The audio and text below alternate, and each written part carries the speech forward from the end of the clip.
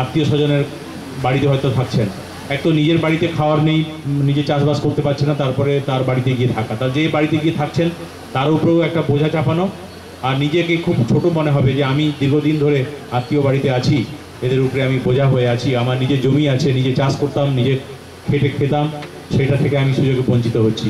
তো সেই কথা মাথায় রেখেই যে আমি জানি যে ঘর ছাড়ার যে দুঃখ, ঘর থেকে চলে যাওয়ার দুঃখ, চাষবাস করতে না পারার দুঃখ, এই দুঃখ থেকে এই দুঃখগুলো উপলব্ধি করেছি। এবং সবথেকে বড় কথা, আমার এই যে আমাদের পুলিশের তরফ থেকে, প্রশাসনের তরফ থেকে উদ্যোগের পিছনে সবসময় আমাদের জেলা শাসক সৌমিত্র মোহন সাহেবের, ওনার একটা বড় অবদান আছে। উনি সবসময় আমাদের উৎসাহ দিয়ে গেছেন এবং আগের যে আমরা পাপুড়িতে সভা করেছিলাম সেই সভাতে উনি আসতে চেয়েছিলেন, ওনার একটা জরুরি মিটিং থাকার জন্য আসতে পারেনি, আজকে আমাদের মধ্যে এসে উপস্থিত হয়েছেন। তো আমরা সবাই মিলে চিন্তা করলাম যে এই মানুষগুলোকে বাড়িতে ফিরিয়ে দিই। যার যেরকম বাড়ি আছে, যার যেরকম সামর্থ্য আছে, তারা খেটে, তারা পরিশ্রম করে, নিজের জমি চাষ করে নিজের সংসার প্রতিপালন করবেন। এই উদ্দেশ্য থেকেই সবথেকে বড় বেশি করে আমাকে যারা, যে দুজন মানুষ যাদের কথা আমি না বলে পারছি না, সাহায্য করেছেন এই সমস্ত প্রোগ্রাম আমাদের অর্গানাইজ করতে। একজন হচ্ছেন অনুব্রত মণ্ডল, উনি হচ্ছেন তৃণমূল কংগ্রেসের জেলার সভাপতি। আরেকজন হচ্ছে দিলীপ গাঙ্গুলি, উনি সিপিএমের ডিস্ট্রিক্ট কমিটির সেক্রেটারি। উনিও বিশেষভাবে আমাদের হেল্প করেছেন, সবসময় সদাহাস্য মুখে উনি থাকেন এবং উনি বলেছেন যে আপনি এগিয়ে যান, আমরা আপনাকে সব রকম সহযোগিতার হাত বাড়িয়ে দেবো। তো এই দুটো মানুষের সহযোগিতার জন্য এবং অন্যান্য সমস্ত প্রশাসনিক সুযোগ সুবিধা, এমএলএ সাহেব, সভাপতি ম্যাডাম, শাহনাজ, আরও অনেকে যারা আছেন, বিকাশবাবু, সবাই হেল্প করেছেন। তো সবার প্রচেষ্টায় এই যে আজকের একটা সুন্দর সন্ধ্যায় আপনাদের বাড়ি ফিরে পালা, আজকে যে আপনার বাড়ি ফিরছেন, তো আমরা সবাই খুশি যে আপনারা নিজের নিজের বাড়িতে ফিরে যাচ্ছেন। কিন্তু সবার দায়িত্ব রয়েছে। জলুন্দি গ্রামে যারা ছিলেন তাদের সব থেকে বেশি দায়িত্ব আছে যে মানুষগুলো বহুদিন পরে ফিরে আসছে, কেউ 6 মাস, কেউ 7 মাস, কেউ 2 বছর, কেউ 2.5 বছর, এই মানুষগুলোকে বুকের কাছে টেনে নেওয়া। এরা আপনার আত্মীয় স্বজন, প্রতিবেশী। আপনার আত্মীয় হয়তো কেউ রামপুরহাটে থাকে, কেউ সিউড়ি থাকে, কেউ কিছু থাকে, কিন্তু প্রতিবেশী হচ্ছে সব থেকে উপকারী বন্ধু। আপনি জানেন যে প্রতিবেশী আপনার বিপদে, যদি আজ কারো বাড়ি পড়ে, প্রতিবেশীরাই ঝাঁপিয়ে পড়বে, বাড়িতে আগুন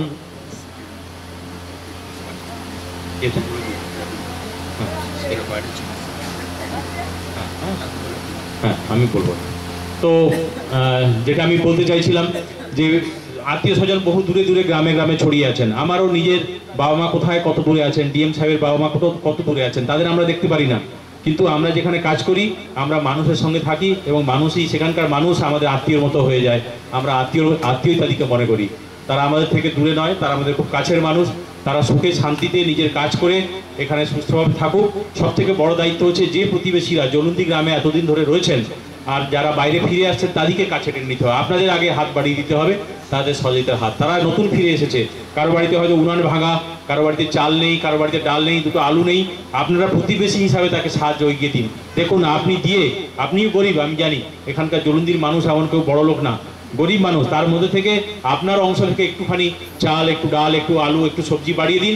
দেখবেন তাতে এই যে দান আপনি করছেন, করার পর আপনি বুঝবেন যে আপনার কত ভালো লাগছে। যে একজন মানুষ যে বিরোধী দলের হয়তো সে বিরোধী দল করতে পারে, তার বিরোধী রাজনৈতিক মতামত থাকতে পারে, কিন্তু তাকে যদি আপনি সাহায্যের হাতটা বাড়িয়ে দেন, তাহলে দেখবেন আপনার আত্মীয়কে সাহায্য করার থেকেও বড় সাহায্য আপনার মনে হবে যে একটা মহৎ কাজ করেছি। আপনার নিজের গর্ব অনুভব করবেন, নিজের মনে আপনার আনন্দ হবে। তো আজকে আমি সবাইকে অনুরোধ করছি, আমরা বলেছি যে সবাইকে আমরা নিরাপত্তা দেব, কিন্তু আপনারা জানেন যে 100% 100% নিরাপত্তা আমরা কাউকে সম্ভব হয় না দেওয়া। কিন্তু তবুও আমি বলছি যে এই যারা মানুষ ফিরে আসছেন তাদের নিরাপত্তার দায়িত্ব আমাদের যেমন আছে, তেমনি রাজনৈতিক নেতৃবৃন্দ সবাই এক কথায় আমার কাছে স্বীকার করেছেন, তারা প্রত্যেকে সাহায্যের হাত বাড়িয়ে দেবেন। এবং যদি একজন সিপিএমের কোনো লোককে কেউ ভয় দেখায়, আপনি অভিযোগ করবেন তৃণমূলের যে নেতা আছেন তার সঙ্গে। যদি তৃণমূলের লোককে কেউ ভয় দেখায়, আপনি অভিযোগ করবেন সিপিএমের লোকের কাছে। সেটাই হবে সব থেকে বড় মহৎ উদাহরণ।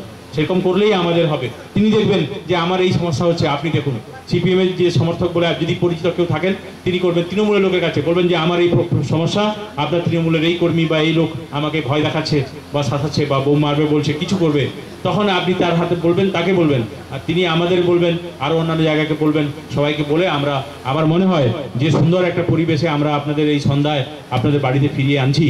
আমরা ভালোবেসে ফিরিয়ে আনছি, আপনাদের বরণ করার জন্যই ফিরিয়ে আনছি, তাড়িয়ে দেওয়ার জন্য নয়, দূর করার জন্য নয়। আর এখনই আমাদের আজকেই ঈদের চাঁদ দেখা গিয়েছে। আমাকে কেউ বললেন কাল থেকে মুসলিমদের জন্য পবিত্র রমজান মাস শুরু হচ্ছে। হয়তো এই গ্রামে মুসলিম নেই, কম আছেন। তারপরেই আসছে দুর্গাপূজা। হিন্দুদের শুধু নয়, এটা বাঙালির সবথেকে বড় পূজা, ভারতবর্ষ জুড়ে পূজা, সার্বজনীন দুর্গা পুজো তাই বলে। এটা একটা বিশাল উৎসব, অনেক দিন ধরে চলে, তার প্যান্ডেল বাঁধা হয়, সবাই উৎসবে মেতে উঠবে। তার থেকেও বড় কথা, এখন চাষের মরশুম, এই চাষে বৃষ্টি হয়নি, এবার খরা। আমি এখন ডিএম সাহেবের সঙ্গে আলোচনা করছিলাম কি করবো, প্রশাসনে উনিও খুব চিন্তা করছেন যদি বৃষ্টি না হয়। আর নানুরের মানুষ তো চাষের উপরেই বেশি নির্ভরশীল, সেই চাষ নিয়ে আমরা আরও বেশি করে ভাবছি। এর মধ্যে যদি গ্রাম ছাড়া মানুষগুলো এসে যদি তাদের জমি চাষবাস করতে পারেন তাহলে সবথেকে বেশি খুশি আমরাই হব। তো যাই হোক, এরপরে আমাদের মাঝখানে সবাই এসে গেছেন। অনুব্রতবাবু, উনি হয়তো দু এক কথা বলবেন না আপনাদের সামনে, ওনার বক্তব্য। তারপরে আমাদের সঙ্গে রয়েছেন আমাদের জেলা শাসক এবং জেলা সমাহর্তা, উনি আমাদের বক্তব্য রাখবেন, রেখে আমাদের সুন্দর সভা শেষ করব। ধন্যবাদ, নমস্কার। আর আপনারা সবাই ভালো থাকবেন, আমি আছি আপনাদের কাছে, সবসময় আছি, আমাকে পাবেন। আমার যদি কেউ মোবাইল নাম্বার দেখতে চান, আমাকে ফোন করতে চান, আপনার নাম্বার আমার লিখে দিতে পারেন।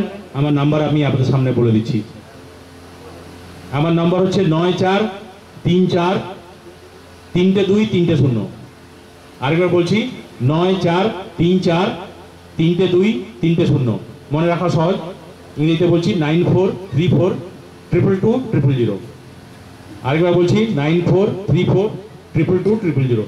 খুব দরকার হলে, যদি অসুবিধা হয়, আপনার থানায় বলবেন। আমাদের তরুণবাবু রয়েছে, তরুণ আমাদের ওসি, ও প্রচুর পরিশ্রম করছে। উদয় ব্যানার্জি রয়েছে আমাদের সিআই, তিনিও খুব পরিশ্রম করছেন আপনাদের যাতে শান্তি শৃঙ্খলা ফিরে আসে। আমরা এখানে মোস্টলি যে সমস্ত লোক কোনো কেসে ওয়ান্টেড নেই বা যাদের বিরুদ্ধে কোনো কেস নেই, সেই সমস্ত মানুষকে ফিরিয়ে আনছি। কিন্তু যাদের বিরুদ্ধে কেস আছে, যারা ওয়ান্টেড, যারা বোম পিস্তল নিয়ে ঘোরাঘুরি করে, যারা দুষ্কৃতকারী, যারা সমাজ বিরোধী, তাদের বিরুদ্ধে আমাদের রেড চলছে এবং রেড চলবে।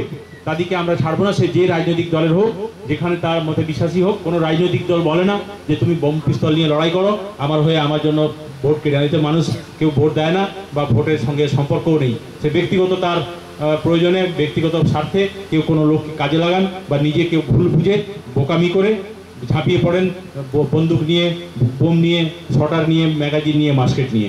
এই কোনো পথ নয় আমাদের যে গণতান্ত্রিক দেশ, এই গণতান্ত্রিক দেশে এটা কোনো পথ নয়। তো সেই সমস্ত দুষ্কৃতকারী যারা বোম পিস্তল মাস্কেট নিয়ে ঘুরে বেড়ায়, তাদের বিরুদ্ধে আমাদের অভিযান চলছে, আবার চালু করব। আমরা এখন এই সামাজিক প্রোগ্রামগুলোতে একটু জড়িয়ে পড়েছি, আমরা মানুষগুলোকে ফিরিয়ে দিতে চাই। তারপরে আমরা দেখতে চাই যে সেই সমস্ত মানুষ যারা ওয়ান্টেড রয়েছেন, তাদেরকে আমরা সারেন্ডার করার, সমর্পণ করার সুযোগ দেব। হয় কোর্টে সারেন্ডার করুক, নয় পুলিশের কাছে করুক, থানায় গিয়ে করুক, এসপির কাছে করুক, যেখানে হোক করুক, কোর্টে করুক, সারেন্ডার করতে হবে তাদের।